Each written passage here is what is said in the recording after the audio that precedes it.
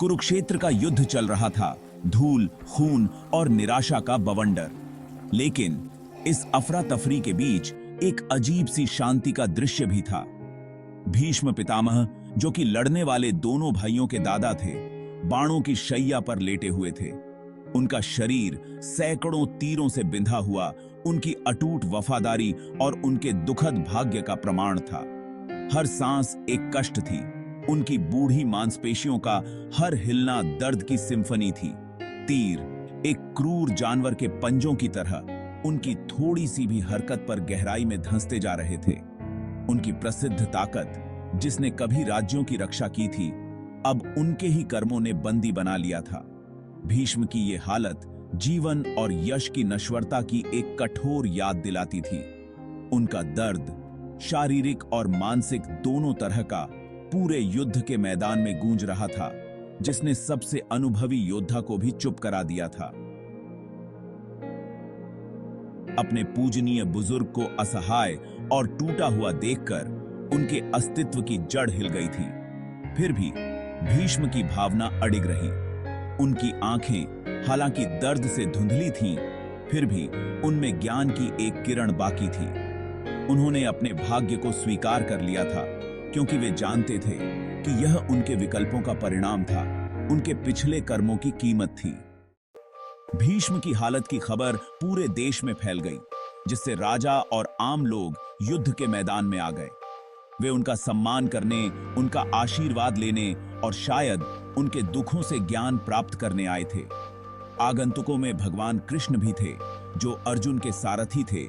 उनका हृदय दुख से भारी था। उन्होंने भीष्म के चेहरे पर उकेरे गए दर्द को देखा, उस पीड़ा को देखा जो उनके बूढ़े शरीर को जकड़े हुए थी।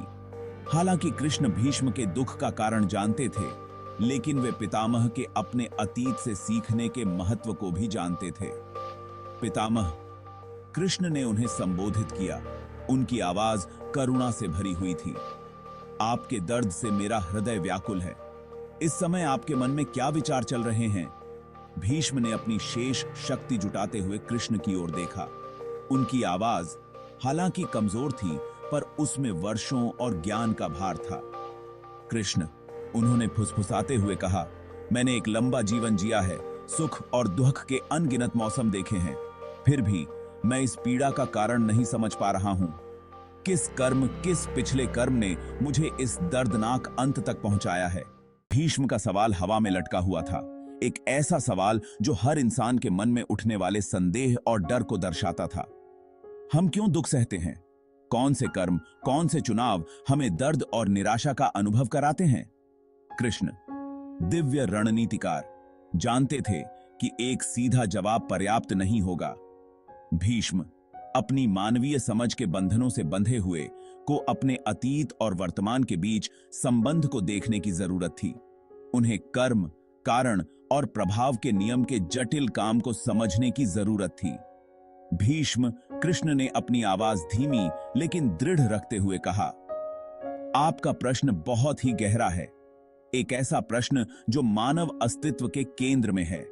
अपने वर्तमान को समझने के लिए आपको अपने अतीत में जाना होगा, क्योंकि हमारे पिछले कर्मों की गूंज में ही हमें अपनी वर्तमान परिस्थितियों का कारण पता चलता है। कृष्ण के शब्द एक कोमल धक्का थे, जो भीष्म को आत्मचिंतन की यात्रा पर निकलने के लिए प्रोत्साहित कर रहे थे। उन्होंने पितामह से अपने वर्तमान के दर्द से परे देखने और अपने पिछले जन्मों की गहराई में जाने का आग्रह किया, क्योंकि उत्तर वहीं छिपा हुआ था।